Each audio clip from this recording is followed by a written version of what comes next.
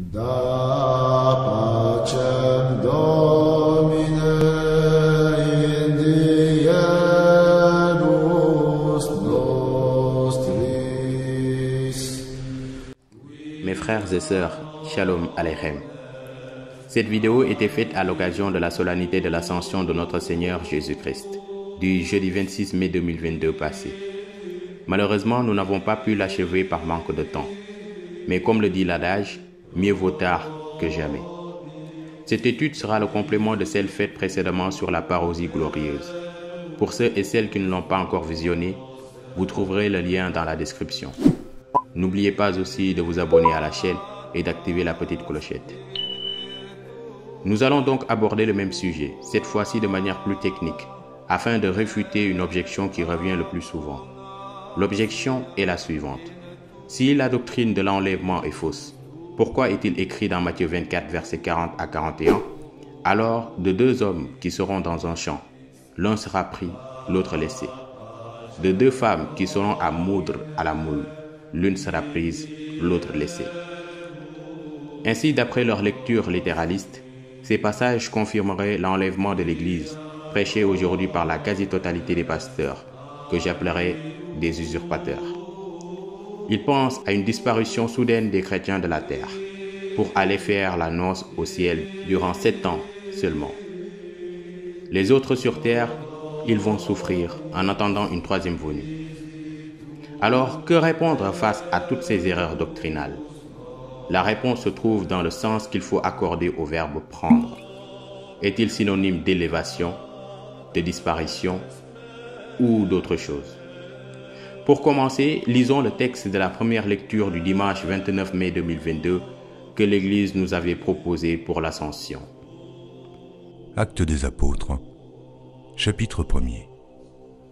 Théophile, j'ai parlé dans mon premier livre de tout ce que Jésus a commencé de faire et d'enseigner dès le commencement, jusqu'au jour où il fut enlevé au ciel, après avoir donné ses ordres par le Saint-Esprit aux apôtres qu'il avait choisis. Après qu'il eut souffert, il leur apparut vivant, et leur en donna plusieurs preuves, se montrant à eux pendant 40 jours, et parlant des choses qui concernent le royaume de Dieu.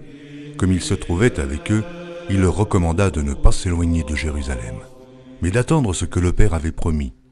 Ce que je vous ai annoncé, leur dit-il, car Jean a baptisé d'eau, mais vous, dans peu de jours, vous serez baptisés du Saint-Esprit. Alors les apôtres réunis lui demandèrent, « Seigneur, est-ce en ce temps que tu rétabliras le royaume d'Israël ?» Il leur répondit, « Ce n'est pas à vous de connaître les temps ou les moments que le Père a fixés de sa propre autorité, mais vous recevrez une puissance, le Saint-Esprit survenant sur vous, et vous serez mes témoins à Jérusalem, dans toute la Judée, dans la Samarie, et jusqu'aux extrémités de la terre. » Après leur avoir dit cela, il fut élevé pendant qu'ils le regardaient, et une nuée le déroba à leurs yeux. Et comme ils avaient les regards fixés vers le ciel pendant qu'ils s'en allaient, voici, deux hommes vêtus de blanc leur apparurent et dirent, « Hommes galiléens, pourquoi vous arrêtez-vous à regarder au ciel? Ce Jésus qui a été enlevé au ciel du milieu de vous viendra de la même manière que vous l'avez vu allant au ciel. » Amen. Dans ce texte, nous avons 3 phrases qui parlent de la même réalité sous différents angles. La première au verset 2, il fut enlevé au ciel. La deuxième au verset 9, il fut élevé de terre. Et enfin la troisième au verset 11, a été enlevé au ciel. Le texte se termine par une information très importante à retenir. Sa descente, son retour qui se fera à la même manière que nous l'avons vu monter. Il n'est question d'aucune descente secrète. C'est un détail extrêmement important à garder en tête jusqu'à la fin de la vidéo, frères et sœurs. De la même manière que nous l'avons vu. Ceci dit, revenons-en aux 3 occurrences qui nous intéressent. Le verset 2, il fut enlevé au ciel. Analamphete, du verbe analambano. Le verset 9, il fut élevé de terre. Éperte, du verbe épéro. Et enfin le verset 11, a été enlevé au ciel. Analamphete, du verbe analambano. En somme, nous avons 2 verbes dans le texte qui renvoient à l'idée d'une montée au ciel. Analambano et épéro. Commençons par élever, épéro. C'est un verbe grec composé de prépositions épi et du verbe éro, qui signifie lever ou soulever depuis le sol. Donc en associant les deux termes, cela nous donne épéro, qui donne littéralement soulever de terre. Son sens métaphorique, c'est aussi celui qui s'élève, être rempli d'orgueil, de fierté, s'exalter soi-même. Maintenant, voyons pour l'autre verbe, enlever, analambano. Ce verbe grec est composé de ana et de lambano. Le mot ana devant un nom est une préposition que l'on peut traduire en français par parmi, chacun, par, entre, dans le milieu, au milieu. Et lorsqu'il est devant un verbe, c'est un préfixe traduit par en haut, vers le haut, idée d'un mouvement du bas vers le haut. Quant au mot lambano, c'est un radical. Ce verbe est traduit en français par prendre ou prendre pour soi, s'approprier de son bien, recevoir. Ainsi, à chaque fois que le verbe est précédé d'un préfixe, ce dernier détermine son sens premier ou spécifique. Par exemple, dans Luc 24, 51, pendant qu'il les bénissait, il se sépara d'eux et il fut enlevé au ciel. Anaphéréto. Ana, préfixe du radical féro, porté. L'on comprend aisément que c'est porté vers le haut. Ceci étant clarifié, nous pouvons maintenant lire le texte qui nous intéresse. Matthieu 24, 40 à 42. Alors, de deux hommes qui seront dans un champ, l'un sera pris, l'autre laissé. De deux femmes qui moudront à la moule, l'une sera prise, l'autre laissée. Veillez donc, puisque vous ne savez pas quel jour votre Seigneur viendra. Prendre ici en grec, c'est para lambano. Le verbe a pour préfixe para, auprès d'eux, et lambano, donc le verbe que nous avons vu tout à l'heure. En les associant, il signifie exactement prendre sur soi, prendre à côté de soi ou auprès de soi. Donc, s'adjoindre à un compagnon.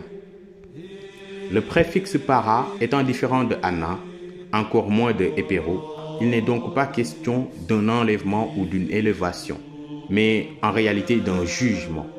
Matthieu 24, 40 à 41 s'inscrit dans le cadre du jugement dernier, du fait que ceux ou celles qui seront pris seront à sa droite, les brebis, et ceux et celles qui seront laissés seront à sa gauche, les boucs. Si vous n'êtes pas convaincu, lisons ensemble le contexte. Matthieu 24, à partir du verset 29. Aussitôt après ces jours de détresse, le soleil s'obscurcira, la lune ne donnera plus sa lumière, les étoiles tomberont du ciel et les puissances des cieux seront ébranlées.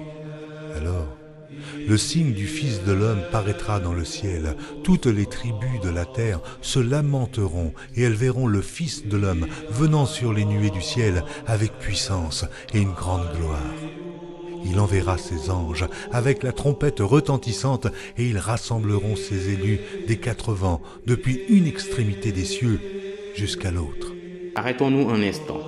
Nous l'avons déjà prouvé précédemment. Là encore, le verset 29 confirme les innombrables calamités qui passeront en présence des chrétiens sur terre. Et c'est seulement après ces jours de tribulation que paraîtra le Fils de l'homme, au verset 30. Et de quelle manière? Rappelez-vous de Acte 1, 11. De la même manière que nous l'avons vu s'en aller au ciel. Cette parution ne sera donc pas en secret.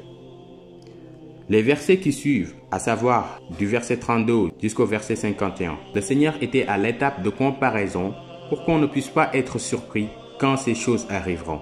Il compare ce temps proche à l'image du figuier et pour l'heure imprévisible de cette parousie, à l'image du déluge. Le figuier et le déluge n'étaient que des images qui nous invitent à veiller et prier pour ne pas être surpris à son retour. Ainsi, dans tout le chapitre 24 de Matthieu, il n'a jamais été question d'une parousie en secret, mais de parousie glorieuse qui marque le jugement dernier. D'ailleurs, le chapitre 25 qui suit confirme cette méconnaissance du jour et de l'heure de ce jugement qui arrivera lors de la parousie. Là encore, nous avons des comparaisons des 10 vierges, ainsi que leur sort final.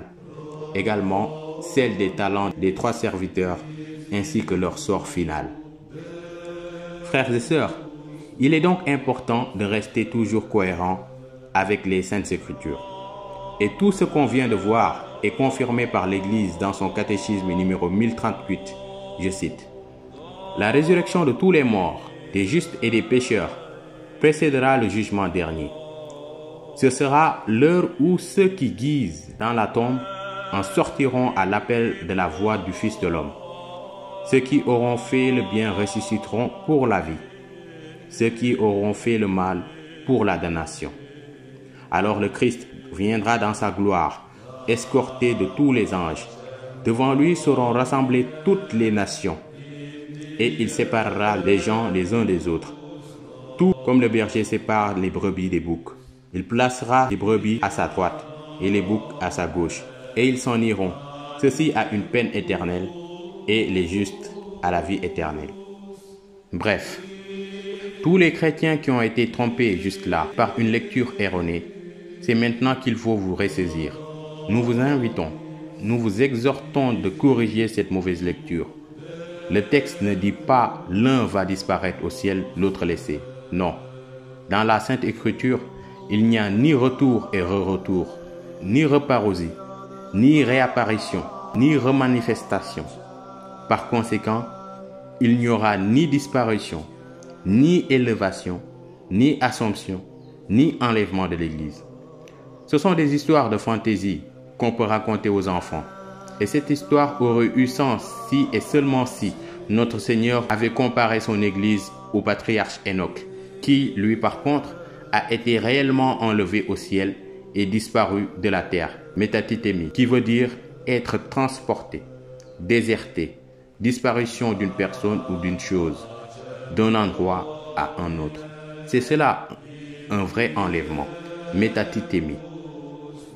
En attendant, ni le Christ, ni Saint Paul n'ont employé l'expression épéro ou analambano, encore moins métatithémie, mais plutôt un paralambano, qui signifie prendre à côté de soi, auprès de soi, c'est-à-dire bibliquement parlant, une seule descente pour le jugement dernier, dans de nouveaux cieux et une nouvelle terre au travers d'un grand rassemblement. Bonne fête des solennités de l'Ascension et de l'Assomption 2022. Soyez bénis, soyez en paix.